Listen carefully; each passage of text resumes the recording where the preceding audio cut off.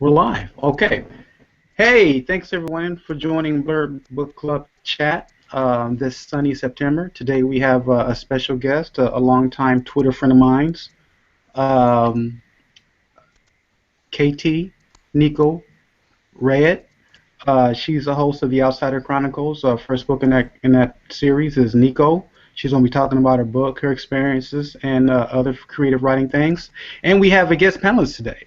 Guest panelist is also a longtime Twitter friend of mine and fellow author, Constance Burris. Constance, thank you for coming. Tell us a little bit about yourself.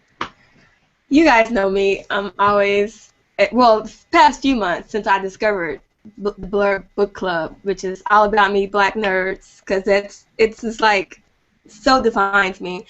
So I've been on Twitter on all these book chats, just harassing people and doing fangirl squeeze with the writers. So yeah, y'all know me. Y'all know me, the writer of Cole. So yeah. Wow, that was eloquent. Okay. Thank you for. I've been trying to get Constance on for a while as a co-panelist because she's so engaged in the community and she always tweets out these daily, thoughts or whatever, and they're so inspiring. So thanks, Constance, for joining us. Thanks for having me. And now, drum roll, please. We have the author of Niko, dystopian novel extraordinaire. Tell us a little bit about yourself, Kayti. How'd you get into writing? Any current projects you're working on, and what led you to the Outsider Chronicles series? Okay. Hi everyone. I'm Kayti, author of the Outsider Chronicles. It's as you know, it's white dystopia. It's underworld, asteroid, flesh eating monsters, girls kicks butt, takes names.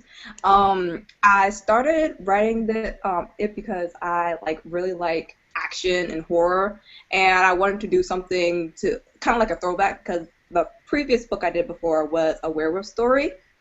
And I was trying to write something new, and I was like, let me go back to my first love, which is actually vampires. I love vampire books.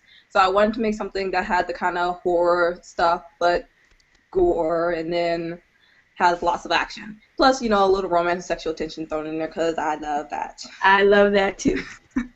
And, yeah, so it's it takes from a lot of my different interests. I love manga, so it has a kind of manga style to me, and a lot of people have caught with that too. They're like, it should be a manga, and I'm like, yes, because I love manga.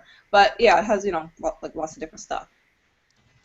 All right, and I'm a big fan of manga too and anime. So tell us about this specific series and why you decided to go dystopian specifically, and why you decided to make the protagonist a young woman of color. Well, all my stories, except for one, have women of color protagonists.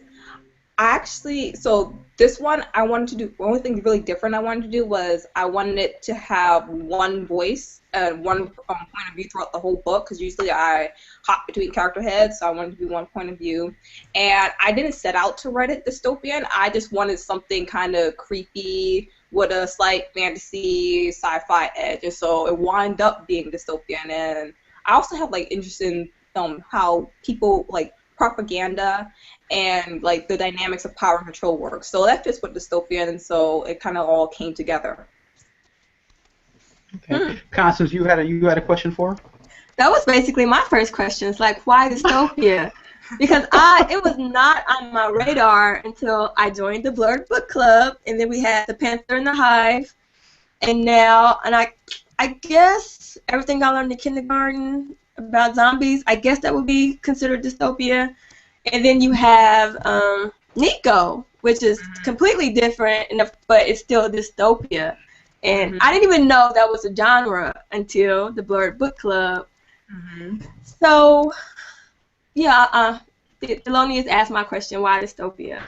But since I follow you on Facebook and you've been posting about Shatter Me, which is dystopia, and I could kind of see why, because after reading that book, I could kind of see why someone would want to play with those dynamics. Could you tell us what Shatter Me is and what the difference between Shatter Me is and Niko? Oh, well, there's a lot of difference. Shatter Me focuses more, it has dystopian elements, but like when you get more towards the trilogy, it focuses more on the romance aspects of it, and so a lot of people kind of felt that it wasn't really dystopian, even though it has, you know, kind of looks like post-apocalyptic world, totalitarian government, and, you know, the girl who must save them all and stuff like that. So Niko's different is that is more action-oriented, because like I love fight scenes. Like my favorite movie, I like Underworld. I love fight scenes. Underworld. I love Ultraviolet. Like anyone with a badass female character, and then fight scenes and everything like that. And I like choreographing it in my mind to make it literary version, because, you know, I don't have the budget for a big feature film. But so they're like, you know, I'm writing my little movie. But Shadow and with Niko, they're very different. And then like, so people more likely to feel it's more like for the Hunger Games or Divergent, which is you know, bigger, more well-known dystopian novels. Cool. Okay. All right, very good. So this is my question, and I brought this up to you before. There's something special about Niko that allows her to kill the monsters in your universe. And I, as a science buff, I love the science behind how you have to salt the streets for acid, because I'm a science fiction writer too, and so those gritty details are really what does it for me.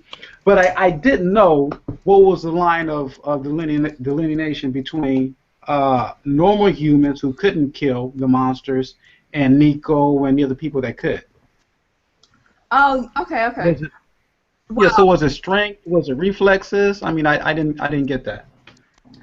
It's kind of strength and reflexes, but okay, I get more into the other books, because see, when I write, I don't have outlines, so I'm just kind of like, oh, I want to do this and I want to do that, and I have to take things from like stuff I already know. Like I know about you know salt and acid and stuff like that. So I was like, well, if I'm gonna have an acid rain, well, acid-like rain, because not true 100% acid, because that would be dangerous. But because, you know, with the air and stuff like that. So like, you know, of course you have to salt the streets, and then so with the Slither hunters, I wanted them to they have to be stronger and faster than the Slithers, because Slithers in my mind are kind of like Nosferatu vampires, you know, like from the movie in the 20s. So I was like, okay, you have to have something to combat it. Either they have a weakness, or the humans have to bump it up a bit. And then also, you know, the whole horror aspect of, you know, not just anybody can fight them, which is fun. Anyway. Right, so humans have to be exceptional. Yeah, but I start to, like, peel back the layers of how it comes to be as the series progresses. Okay, so I didn't get that because I'm sorry, I just read the first book. Yeah, but a lot of people have questions about that, so when my friend Kendall Bailey, when he read over again, he helped me like do a lot of edits for it, because he was like, you know, you kind of was light on this sci-fi area and this sci-fi area, and I got to review this, and my sci-fi was hand wavy, so I was like, ugh. So I've gotten way. Well, so that matters to sci-fi readers. I mean, because there's a difference between fantasy and sci-fi, right? So fantasy is just faith-based, right? You don't need to know how Harry Potter rides a broom. You don't care, right? Yeah. Sci-fi, we need something. Right? Yeah. Give us something. Yeah, and so, I read more fantasy than sci-fi. So I'm like, oh yeah, you like see with the opening sentence, like, you know, she had a baseball bat, but she wasn't sure if he was going to work on a Slither, right? So with that first sentence, you could tell, okay, these Slithers, these are bad guys. Also, she could fight them, but she might not be able to make it out alive, because she's like she wasn't sure if it would work on the Slither. So with fantasy, fantasy reader understands that, oh my god, okay, they understand that, you know, the Slither is the bad guy, you know, it's a powerful creature, and then as they read on the book, they add more information to that first sentence with sci-fi to kind of explain why this is the way it is. And since I read more sci-fi than fantasy, I'm like, okay, you just do this, that, and the other, and then everything else falls in place. And then also there's the whole, I don't outline. I run through the story, then I come back later and add the pieces. Yeah, sci-fi readers are fickle, right? So if you're like driving a nuclear-powered spaceship, they want to know the physics, right? Fantasy writers just want to, you know, they just, you know, they fall in love easy, Mm-hmm. That's why fantasy readers just like, oh my god, he's super Yeah, strong. that's And that's sci-fi readers want to know how is he super strong? What is it? So that's why I noticed when you had what's it called, Sins of the Father, like how all their right. powers were detailed. I was like, okay, I get it more. All right, yeah. So and to me that's the line of demarcation between sci-fi and fantasy. But I know Mm-hmm. Constance is jumping up and down. She had another question for you. Yeah, I totally don't need an explanation for my science. I just want the story, and then I'm like, oh, okay, and then go on about it. So yeah, that's why I write fantasy, because there's no way science can be explained in magic. Magic cannot be explained by science. But I'm an engineer, and so a lot of engineers don't understand science fiction or fantasy because there's no science to back it up. Even if it is science fiction, a lot of the engineers I know do not like science fiction or fantasy because it's just so unrealistic to them. Really? Yeah. So So for they didn't watch The Matrix then. I mean, to me that's kind of ridiculous. It's escapism. exactly. But they'll watch The Matrix. They just won't read The Matrix. I guess that's the Okay. difference between Oh, that's the a difference. lot of Right. people. Right. They'll watch the movies and they'll consume it that way, but they won't read it and really get into the world. Like the people who say that they don't read, they only read fiction because nonfiction, and then but you watch movies. Do you only watch documentaries? They're like, no, I watch movies, of course. But I guess reading is different from movies in their mind. So with reading, it has to be fact-based, some dry piece of thing, right? Not that nonfiction is dry, but you find good stuff. Okay, I'm sorry. I just had to put in my 2 cents on that. So you said you like fight scenes, and that was one of the things that was so exemplary in Niko was the fight scenes. And one of the things that I remember was like when Niko wakes up in this place she didn't know what it was, and this doctor, I guess this guy is leaning over her, and she like puts her fingers in his eyes. Oh my God, that was just like so painful to me. I almost like dropped my Kindle and was just like this. But so, what is the secret to a good fight scene? How do you keep each fight scene different from the last? Okay, well, actually, that the eyeball scene was one of the scenes I wanted to write for a long time. I have a list of scenes that I want to write eventually that will get into a book somewhere. And and actually, they're all violent scenes, so I wonder what that says about me. But anyway, moving on. But fight scene, well, actually, what like any scene in particular with high tension. I read this book called Story, Structure, and Style by Robert McKee, and it's actually a screenwriting book that like people lots of different movie screenwriters go on this class. Like people on Pixar, they use this class a lot. But anyway, moving along. And it has this thing called diminishing returns. So like if you make something big, right, then the next time you can't make it a small scene, you have to make it even bigger. Mm-hmm. And so, but what some people don't get is that they just think, okay, I made an explosion, so now next time I have to make 3 explosions, 5 explosions, so on and so forth. But it's like if you do it like, so you have one with explosion, right? And then you go, okay, so the next time people are going to either expect a bigger explosion or you just make it a slightly different explosion. So that it could be the same, but it's a different tone, so it feels fresh. Mm-hmm. But okay, that's kind of abstract. But I really like fight scenes because it's like a dance. It's the pull and it's the push and pull, and then you start here, you start kind of slow, and then you build up, and then you build up, and then you build up, and then it's like bam, right? And then you pull it back a little bit, just a little bit, and then you build up some more. Mm-hmm. So I just really like imagining how it is. Mm-hmm. If you watch movies, you can see they kind of do it the same way, but like really good action scenes, not the boring ones where you just see another explosion, some Tom Cruise. There's something weird happening. So you are all up in my feels with this fight scene talk.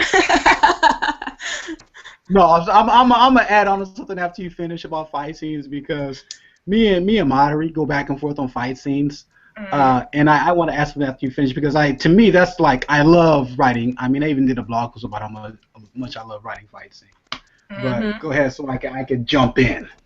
Well, that was pretty much it. Like, it also takes a lot of practice too, because when I write the first draft, I will write the fight scene, and then sometimes I'll come back and like tweak it a bit, like say I want to have a little more tension here, then so you write shorter sentences, or you want the scene to go fast, so you write shorter sentences.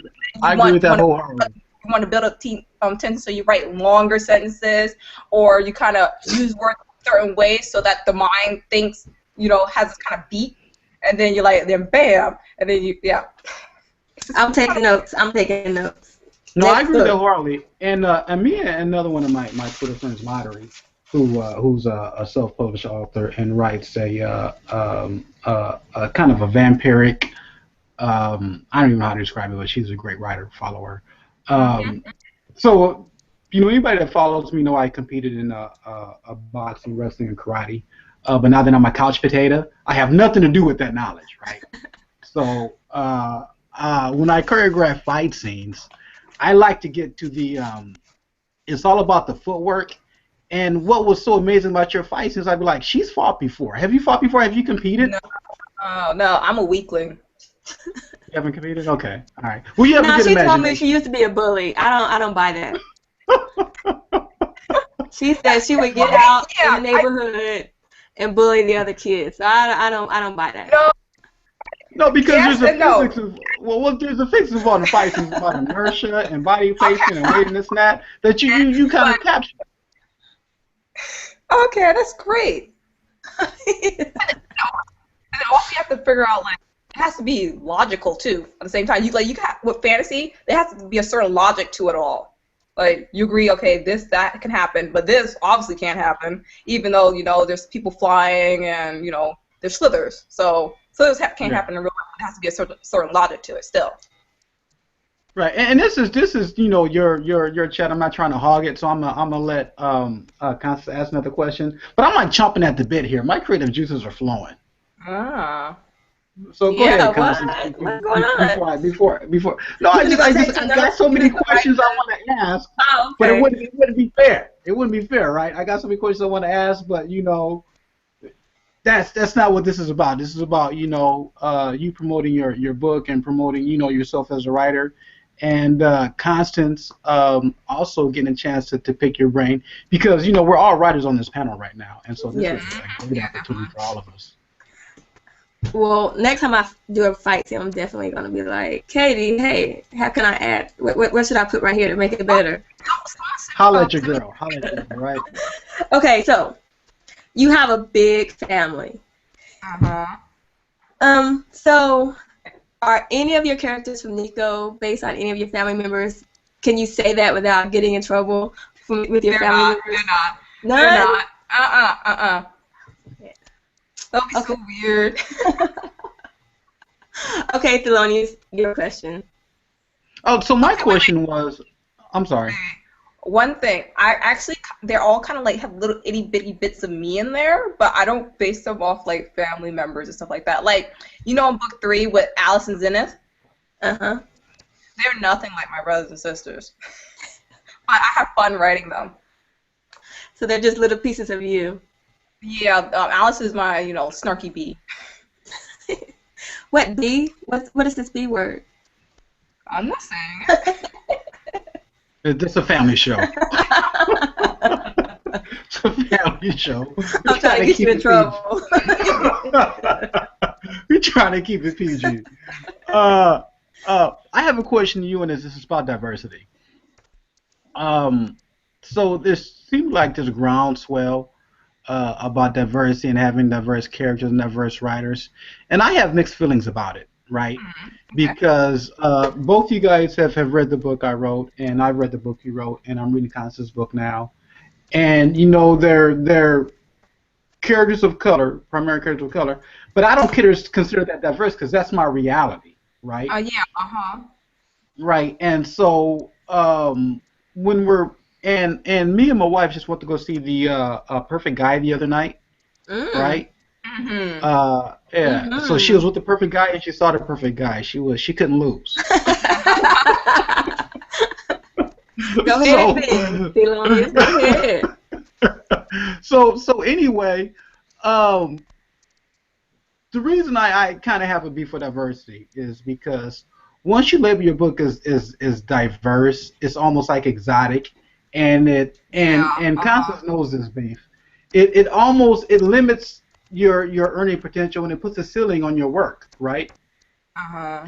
Because to me, Harry Potter is diverse, it's all white people, right? But J.K. Rowling is not going to have to do that because the people that make the decisions, look like Harry Potter. Mm-hmm. So my question to you is, do you consider your book diverse? Why or why not? And if so or if not, how would you market a diverse book? Give me a second. I just put food in my mouth.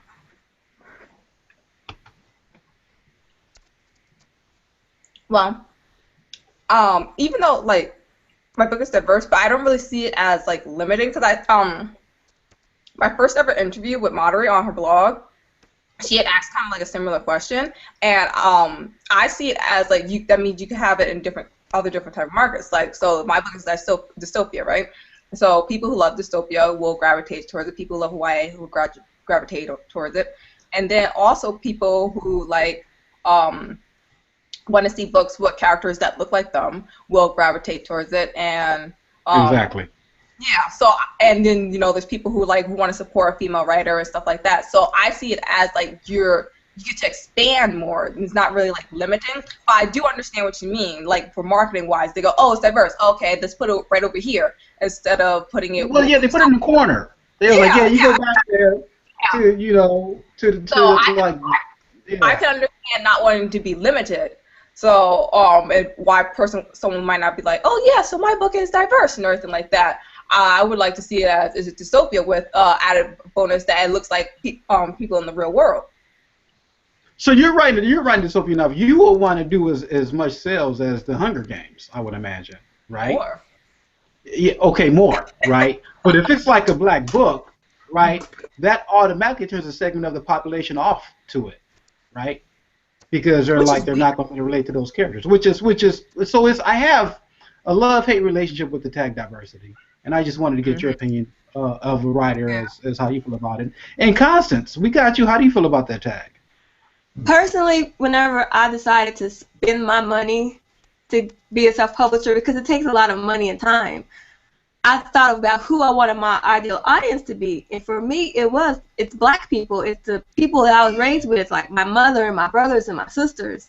And so, labeling my book diverse, even though diversity, I've learned, is a big umbrella term with handicaps and the LGBT quilt bag. I've recently learned that word, quilt bag. It's a big term, but for me, I am writing for black people. I want to get more black people addicted to fantasy and science fiction.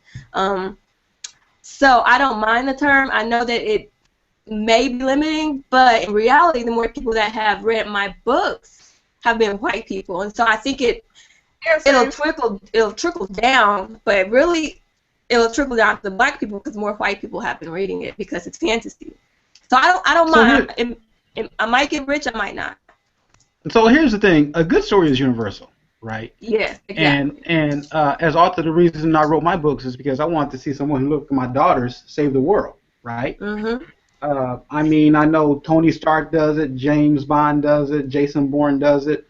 How come somebody with Afro puffs can't do it, right? Exactly. And so, Toni Morrison said there's a book that you want to read that hasn't been written, write it, right? Mm-hmm. And so I understand that my book is considered diverse by some, exotic, even. But at the same time, it's this classic superhero journey, and that's what they get out of Niko. It's just, she's a girl with a bat, right? Mm-hmm. She's better than that bat than most, but whether you consider her diverse or not, she's a relatable character, black, white, or whatever, that most people could relate to. Mm-hmm. And then, okay, it's gonna be like a weird story, but so I'm homeschooled, and then when I was younger, my parents, they would give us a lot of books with diverse main characters, like African American, Latino, and then I grew up in the '90s, so with PBS was chock full of diversity. It was really great. So growing up, I actually for me, I would default characters as black, or if they weren't black, I would default them as Latino. So, yeah. So for me, it's like really normal to just write a story with a black character in there, or a Latino character, or just I go, okay, I want to write a story with this high imagined person, blah blah blah blah blah, and then I'm writing the story. So it's not really like it's like just like a normal story. I don't want it to be like it's being put on. If you understand what I'm saying? Right. Yeah, I don't want. I got you. Yeah, I don't want to feel like it's just tacked on. This is just the story. Be like, oh my God, we forgot to put a black person in here. So it's just, yeah. So I mean, I get it, and it's a struggle as a writer, but it also makes it fun. I mean, because if it was easy, everybody'd be doing it. Mm-hmm. So, everybody's trying to do it right now. Well, I mean, not everybody's good at it. No. Right now, everybody's trying to do it. It doesn't matter. It's just like, this is why we need our own voices. And that was the hashtag was popular, this week? We need our own voices because now everybody is trying to get on the diversity bandwagon, even though they're not, they might not really identify with a lot of with the main character that they're writing about. And I hate that black is the new black, right? Like diversity is like this new fad, right? Yeah. I hate that. I don't want it to be a fad, like something that it sound weird, but you know how they have the heroes comics, and currently they're having more diversity and stuff like that, which I think is great. And then, but I noticed something with how they do it. Like they'll go, like say with the Hulk, which is the new Hulk is the totally awesome Hulk, right? Which I hate the title, but anyway, we're moving on from that. And he's talking about they actually gave it like the Korean Hulk is what they. Yeah, it's totally awesome Hulk, right? And his name is Amadeus Cho or something like that. And actually, it's illustrated. It's going to be illustrated by Frank Cho, who did Liberty Metals. You should read that comic. Right. Fun. But anyway, moving along. But it seems like it's a side piece. Like the Hulk is still there, so once the trend for diversity is over, we could put the real Hulk back and forget about this guy because he's just a temporary Hulk that he's not gonna have a storyline after we bring back the real Hulk. So I kind of don't like that aspect of it. I want like a totally new character that you're behind and you're pushing and has their own storyline, has their own merchandise and stuff like that, not just a temporary band over the whole problem of lack of people of color in popular media. Mm-hmm. So you're talking about Marvel and DC, the big two comics. Yeah. So here's the difference between Marvel, DC, and me, you, and Constance. It's the difference between the chicken and the pig. One is involved in breakfast, the other is invested. Mm-hmm. So we live this every day, right? Mm-hmm. I mean, this is we grew up with a background of family that many in America would consider diverse, so we see that's normal. And who captured this best was Shonda Rhimes. Mm-hmm. And if you don't know Shonda Rhimes, you need to get out your cave. I know. New seasons, everything's coming out on Thursday. 24th, yeah, she got Thursday on lock. Yeah, got Thursday on lock. Mm-hmm. And she hates the term diversity because it's not diversity; it's normal. Yeah. Right? She was like, what is diverse about having a black person or a gay person or a woman in your TV show? She was like, that's not diversity, that's normal. Mm-hmm. And I so agree with that. But as independent authors, we have to market our books somehow. Mm-hmm. And we have to let the people know that there's books out there that, don't have the stereotypical POV point of view.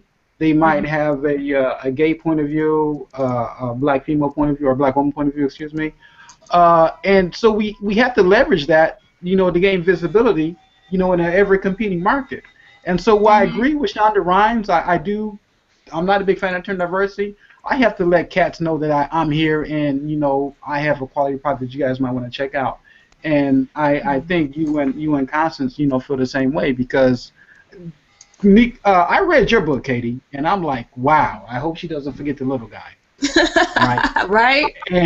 And I'm reading Constance's book now, and I'm just like, the world building is fantasy, you know what I'm saying? Mm-hmm. And so there's like a lot of good independent writers that are writing good books, but if nobody knows about it, what difference does it make? Mm-hmm.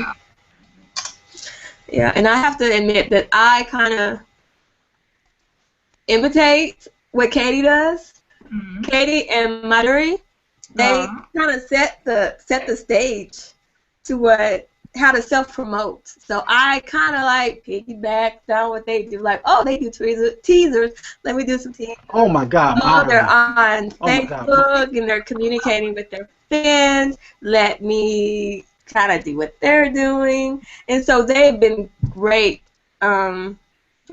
Your teasers are really good. I know, you taught me. Yeah, I know. I was like, I love them. Like they really set the brand, set the tone. You could tell as soon as you look at it, you go, okay, that's Constance.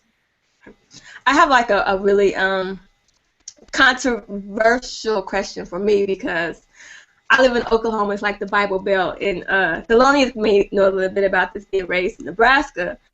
But there seems to be a shift from the YAs that have a lot of love triangles to polyamorous relationships. And Niko was the first time I've ever read anything like that in a book.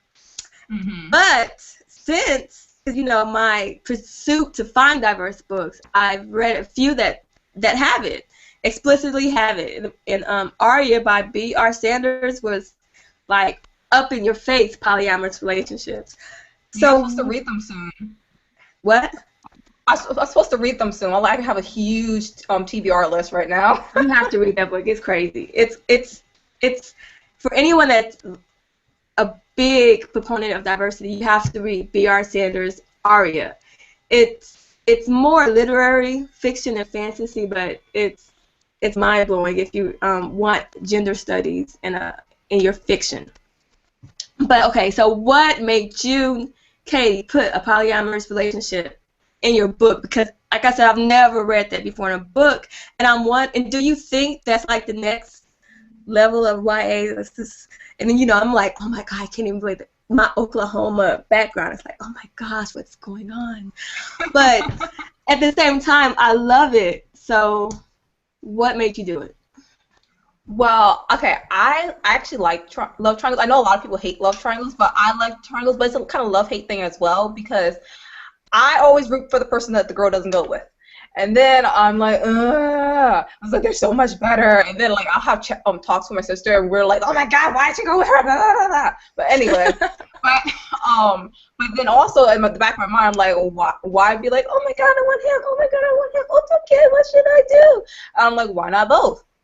You know, especially say like if it's a fantasy world or different worlds, like why bring you know, like Western, okay, it's gonna sound Western value system into a totally complete, supposed to be off-world, totally new fantasy realms. Like, so their view about things are gonna be different. There's gonna have like something here, something there, and so I'm like, and it feels like it's kind of like just taking our world, dressing it up a bit, and then calling it fantasy. So I just wanted to try something different with love triangle. I was trying not to do a love triangle, but as the book's request, that didn't exactly work, because you know.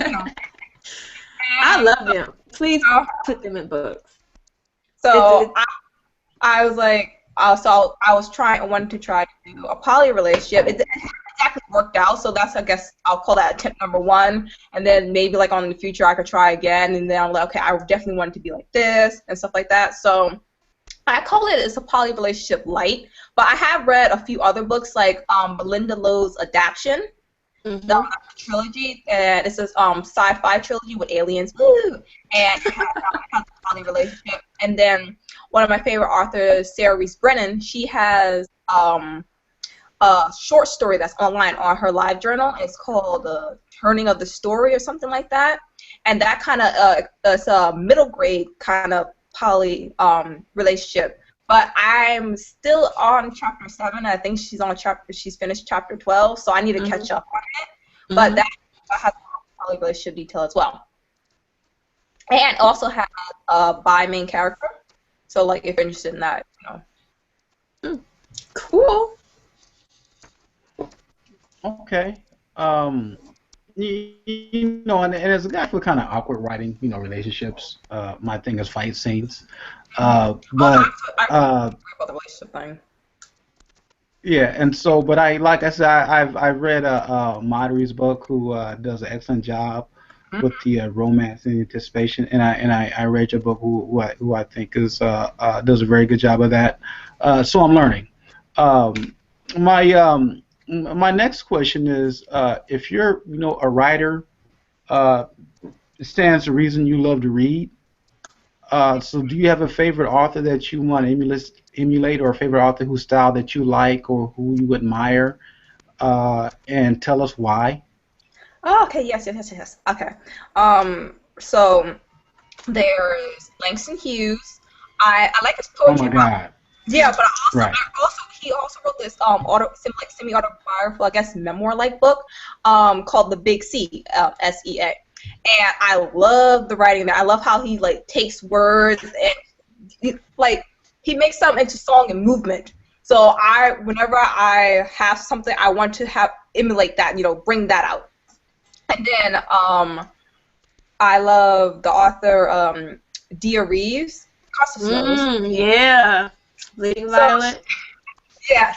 So I love Bleeding Violet, but I really love Slice of Cherry because her books were like the first books I actually related to, even though, okay, yes, they're serial killers. But it wasn't so much the characters, is that, okay, here was a black woman who was writing squeaky horror. She wasn't like moralizing or anything like that. She was just having a good time writing a good story. And I'm such a fan of her that I kind of stalk reviews, and if they're bad reviews, I downrate them.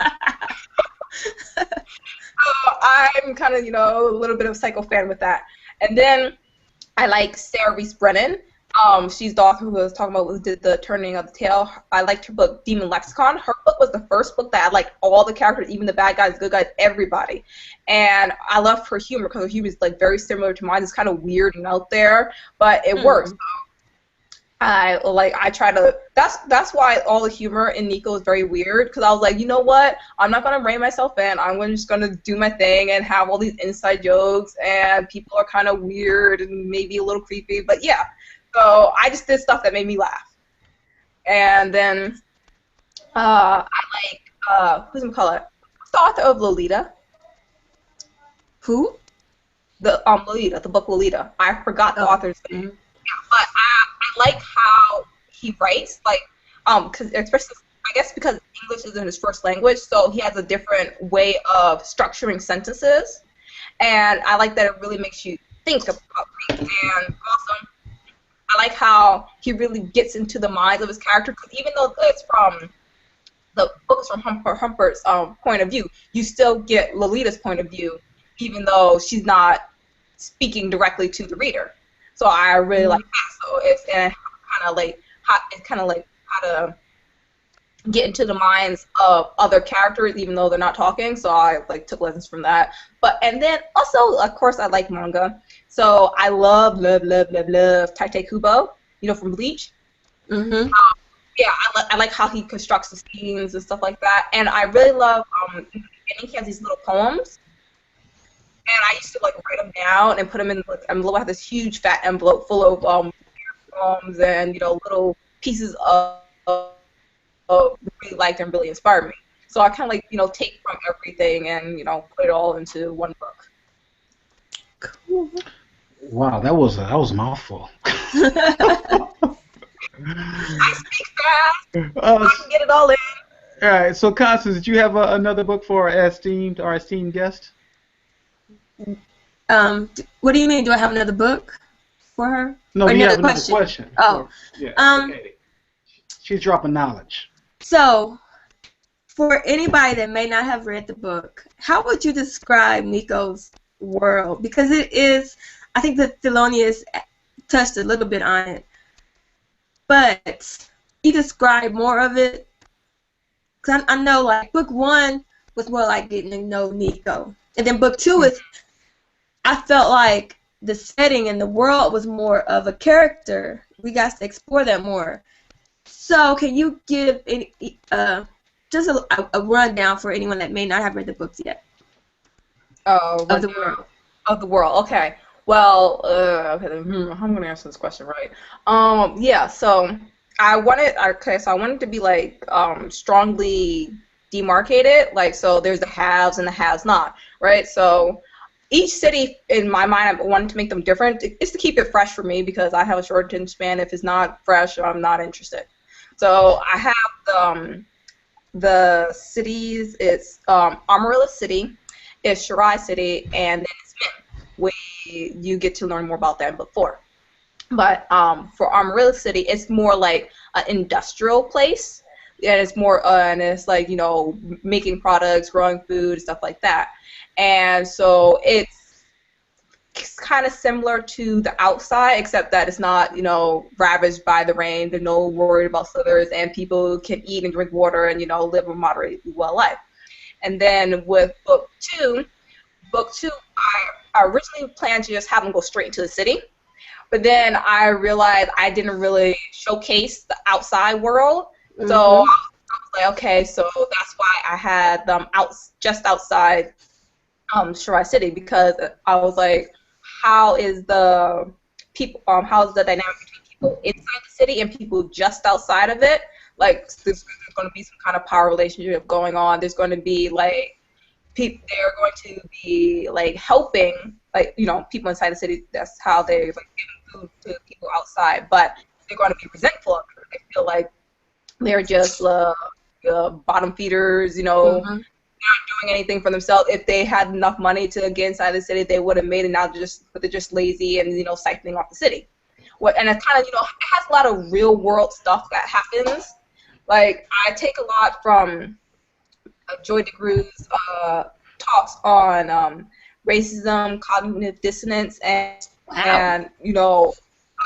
she has this thing called post-traumatic slave disorder, and it's how slavery has affected Black people throughout, from the 150 years since we're supposed to be beyond that, and mm-hmm. how you haven't really moved 100% beyond that because you're still dealing with the psychological effects of it through generations. Mm-hmm. And so she got inspired by this woman who was looking up post-traumatic disorder for people surviving the Holocaust, because they had generational psychological things going on that they're not realizing that stems from the traumatic experience happening back then, and then even before the Holocaust, because they had the pogroms and stuff like that.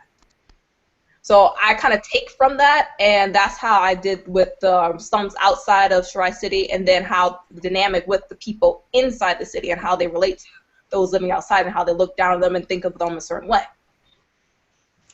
Then with MIM, which I didn't really get into much, I wanted it to be more like kind of futuristic technological city. What could have happened if the rain wasn't there? But even then, it's still affected by the rain because they live near water. Well, not super close, but they live close to water, and so with the air and the rain, it makes smog, and that comes into the city, and that's corrosive. So they can't live above the city because they're breathing it in. They'll die, so they live below the city. And so I wanted to make that kind of more futuristic, but they're all connected in some way.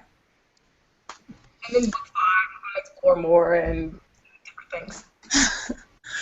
Well, for anyone that hasn't read it, that is one of the things that really resonated with me, like how Niko has this deep-rooted fear of water.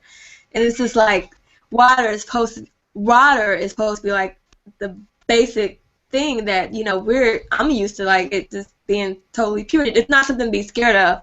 And so for Niko to be so scared of it, that really resonated with me.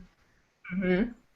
And then another thing that resonated with me and Niko is picturing the bones, people dying, and then I guess the bones eating, the acid eating away the flesh, and eventually the bones and the people just walking over it, and it's just like, whoa. Mm-hmm. Like it's nothing. Yes, and it's so normal in the world now. Yeah. It was a picture that I still can't get out of my head. That in the water. Yeah, when I did, I wanted to make it something that is normal here, but it would be kind of weird there. Like, I read this other book. It's The Tree Makers by Christina Rosell, and it's with that one, it's air and sunlight that's that kind of turned wonky. And when I was reading, I was like, oh my god, this is so much like a book. Oh my god, this book is great. I love it. So like she with my book launch for Monster on Facebook, she was actually one of the authors doing author takeover. So whoever got her copies, they're lucky. All right, Thelonious. Oh, Do you have any more questions? Yeah, I had a question. This is back to the science aspect of it. I'm a science geek. I'm a nerd. I'm sorry. So on a scale of 1 to 10, I would say Slithers are like a 8 or above. I would put normal humans at like a 2, and I guess I would put people that could kill Slithers like right around a 5. I mean, they're not slithers, but they're more exceptional than human as far as their strength, reflexes, and dynamics. But in the first book, somebody that could kill slithers, who was a human, turned into a slither. Yeah. So I guess so. My question is, and this is, I guess if you could answer this or not if you like. But there's something in the DNA, in the genetic makeup of people who can kill slithers. It's like a ticking time bomb that eventually they all turn into slithers, which is where slithers come from. Am I in the ballpark? Is that giving away too much? What's going on? You're in the ballpark. I'm not trying not to do too much because I reveal it more in book 4. I hope so. Because sometimes I think I revealed a lot and I didn't. But it's kind of circuitous because the slithers came before the slither hunters, but what makes slither hunters able to kill slithers comes from slithers. Okay, I'm sorry. Repeat that. I said slithers came before slither hunters, but what makes slither hunters able to kill slithers comes from the slithers themselves. And it's kind of generational. Like the first generation of slither hunters, they're fine, but as it progresses, they're more likely to turn and change into a slither. And then so I'll you get into some heavy science. Yeah. I think. And then so as book 4, they're more like searching for a cure because stuff happens that makes it really important to find it right now. Yeah. Well, I can imagine that, I mean, it's a ticking time bomb. So, so to me, one of the best parts of the book was when the people were like marching, or not marching, but they're migrating, they're leaving their homes, they're trying to get into the protected city, and just the callousness of the bureaucracy. And as I watch TV today, I see countries that are shutting their borders to people that are fleeing war zones, and I was like, that is, I was like, that is so, art imitating life, right? I mean, because you have the resources, you have the infrastructure to protect these people, but for reasons that have nothing to do with humanity, you're not. And so with it was what's been happening in real world terms the last couple of weeks, I thought about that pilgrimage of the people that were fleeing disparate living conditions to hopefully gain entrance into the city, and I was like, wow, she kind of nailed that. All right, that's great. Like, I mean, I do take it, like, I read a lot of different things, so it's like it is taken from here and there, and then I'm like, okay, people, not to be pessimist, but people can be callous before they're nice. So, and then also if you're like, you learn that, okay, if I act this way, I'm not going to get in trouble for it, it's okay. So then everybody else goes, okay, so they're doing it, so why not I do it? So, and then after a while, it just becomes a normal thing to do. Yeah, I get that. I get that. And, people could be callous, before the nice, especially in a dystopian novel. Or be a nice to the wrong person and get you killed, right? Yeah. And so another part I thought was pretty funny, where they found the gasoline, and they sold this leather to like somebody that owns like I get a bed and breakfast, or I guess, I don't know, whatever. and before they were leaving, they were exiting the store, the marketplace. And I was like, what happened to the slitter? And it was like, don't eat so and so soup. I was like, oh wow, that's hilarious, and it's perfect. Uh, so how do you balance oscillating between seriousness of being a dystopian novel and the lightheartedness of maybe in real world terms there is comedy. I mean there is humor. Okay, I never really thought of it like that. Like, I have a weird sense of humor. It's kind of dry, it's kind of morbid, so things like that would just make me giggle, and so I'll put it in there. But then also, it's kind of like with manga and anime, how like they have these huge bloody fight scenes, and then they have this weird baka moment, right? So it's kind of right. it's kind of the same way like that. That's how I view it. Okay, and I think we might have time for like one more question before we close out here.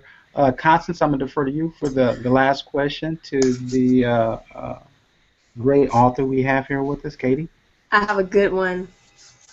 Okay, so G.L. Thomas, they released Mark of Nova, and so a lot of people were unhappy with the death of one of the characters.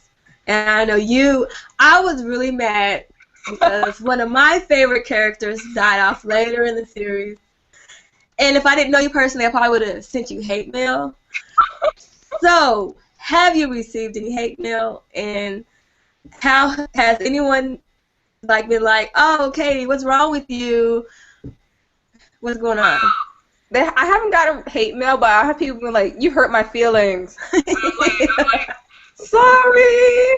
Like, okay, but like, even though like I'm smiling right now, and I always laugh whenever someone is mad, because I understand, because that scene was actually really hard for me to write. Like, when I wrote it, I wrote it fine, but afterwards, because the 2 chapters after that scene. So that took me like days to write. When I finished it, I was like, woohoo! I got so depressed. And I was like, maybe I should. I was like, don't do it. Do not do it. So I went on, and I was like, this is good for her personal growth. So I was like, okay. So I had to keep moving, even though I probably would do like another short story, or maybe like the short story I wrote. That was kind of like okay, they might be gone, but they're still alive in this story, like that. Yeah, it didn't make me feel better. And then also when having books like, a certain core group of characters is safe, right? And I'm like, it's a dystopia. This stuff happens in this world. No one's safe. Exactly. I think that is why I really couldn't be mad, but I had to be mad because I loved, that was my favorite character. But I still wouldn't change it. I still wouldn't beg you to rewrite it and go Misery on you or anything like that. No, thank you. I like oh my God! Did you say Misery? Oh my God! Got my This is like that situation right there. I could see now why that book was written, because I can totally see somebody going crazy and being like, rewrite this person, make that person be alive. Yeah, that happens. So then we were like, well, I can't be 100% mad at you because, then after that, this happens. So I'm like, well, yeah, I know. It's like consultation prize, except for people who like that character, Watery.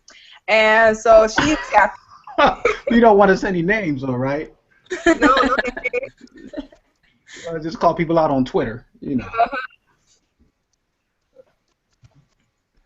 Okay, so this has been a great chat. So before we close out, I like Constance to give you like a minute to talk about yourself, what you do, what you write, where people can find you at, and then we'll close out with Katie talking about her next projects, what she's currently working on, writing or whatever, and then we'll say our goodbyes. So Constance, we'll start with you.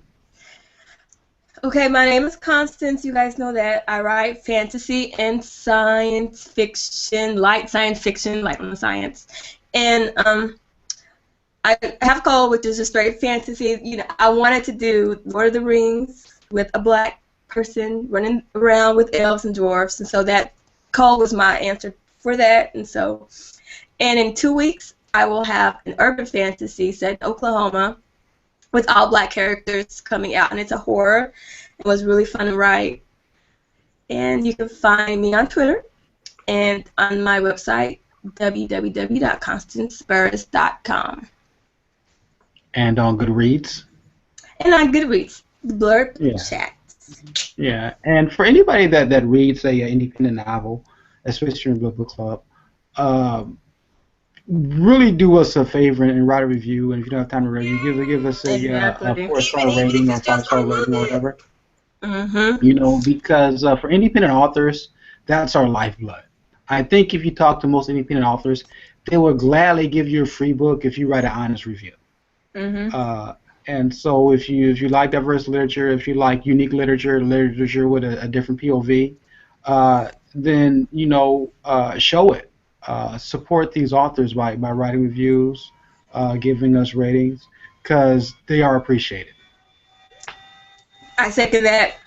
All right, and after having said that, we'll lead the floor to our guest of honor, Kayti. Kayti, tell us what you're working on now, where you want to be, any other projects. I know you and Monterey have something going on with your blurb or blog post. So fill us in. Tell us what's happening.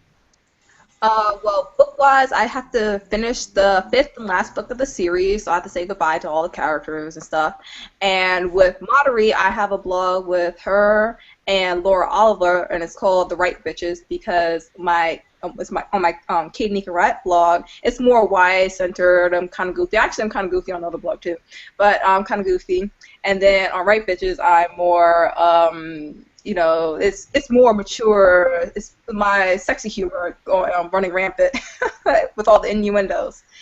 And for the future with Niko, I want to do audiobooks. Like, actually, I don't really listen to audiobooks. I fall asleep on them. Not that they're boring, it's just I fall asleep. It's like someone reading a bedtime story, I guess. I fall asleep.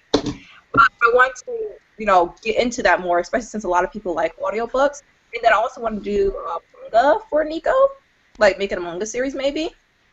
Ooh. Oh, cool. That'd be great, yeah. Yeah. I mean, a lot of people say that it reads like a manga, and then that means I get to see all the action scenes that I wrote, so fun. Right. And I'm on all over social media. Like, you find me on Twitter, KNRAs. I'm on Facebook, blog, Goodreads, Google+. I'm everywhere. Just type in my name. You'll find me. You're all over the internets. Yep. Tumblr, everywhere. You have a YouTube channel, I discovered. Oh, yeah. Okay. My YouTube channel is Lying Fallow. I review different types of books. I review a few indie books. I review print books. Like, I actually reviewed Dear Reeves' book on there like a while ago, but I tried to have something up, but I've been really lax and I haven't had anything up in 3 months. But I'm getting back to it. Like, I'm getting back to it. You did my book that way. Yes, I did. That way. Yeah, that's right. I think I might have been your first one. Ooh. I think you might have. You're my first indie author, because before I used to do like traditional authors. No, well, actually, sorry. You're the first indie author. You're first? That I know. You're not the first indie author that I knew, because I'm also a reviewer on the site Reader's Favorite, and some of the books I reviewed for a YouTube video. Okay, all right, that's cool. So again, Constance and Kayti, if you guys could tweet out your links where people could find you at Goodreads, Google, Facebook, with the Blurb Book Chat. You know, we're going ahead and close this out. Thank you, Constance, for coming and co-hosting with me. Thank you, Kayti. It was an amazing experience. You're such a talented author. We look forward to hearing more from you, and we hope to have you back soon.